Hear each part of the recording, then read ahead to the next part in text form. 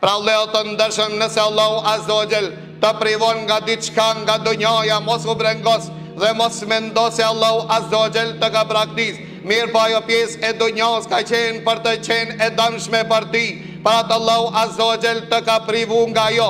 Ka se thot pejgamberi sallallahu alaihi wasallam: mal faqra akhsha aleikum walakin akhsha aleikum an tubsat aleikum ad-dunya fatanafasuha kama tanafasuha fatuhlikakum kama ahlakatkum.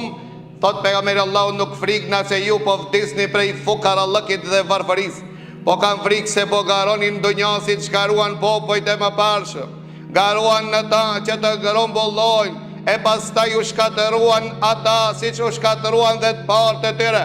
Pa do leo të ndërshëm thonë të Omer ibn Khattabi, kur e lecon të fjallën Allahut Azza wa Jall në suratu Ale Imran, që thot Allahu Azza wa Jall: zuyyina linnasi hubbu shahawati min an-nisa'i wal banina wal qanatir al muqantarati min adh-dhahabi wal fiddati wal khayli al musawwamati wal an'ami wal harth dhalika mata'u al hayati ad-dunya. Thonë të Omer ibn Khattabi, atë që e ke zbukurum këtë dunja, nes po mujmë që mos të gëzomi asaj. Mirë po i lutë bi Allahut Azza wa Jall që Allahu Azza wa Jall të ban atë sebeb që ne të shpenzojmë ati ku Allahu është i kënaqur. Pra do leo të ndërshëm, nuk do të thot që ne të praktismi dunja dhe të i lutë mi Allahut Azza wa Jall që të jemi të varfër. Mirë po kemi kujdes për çkak se shumë gjenerata dhe breza janë shkatëru për çkak dunjas, kanë harru se janë të Allahu dhe tek Allahu Azza wa Jall do të kthehen. Ndërsa ndëgjone këtë hadith të pejgamberit Allahu, që thot pejgamberi sallallahu alaihi wasallam: nuk ka zili dhe nuk lejohet që njeriu të xhelozon apo të ketë zili për apo të lakmon për vetë se në di person. Njani prej atinve që ka grumbullu dunja dhe shpenzon dunjan e ti ku Allahu është razi, ban që ne të lakmojmë të jemi nga të tillët. Pra nuk na privon Allahu Azza wa Jall nga dunjaja vetëm, na privon në atë rast kur e shef Allahu Azza wa Jall se dunjaja është duke na dëmtu dhe duke na largu prej Allahut Azza wa Jall.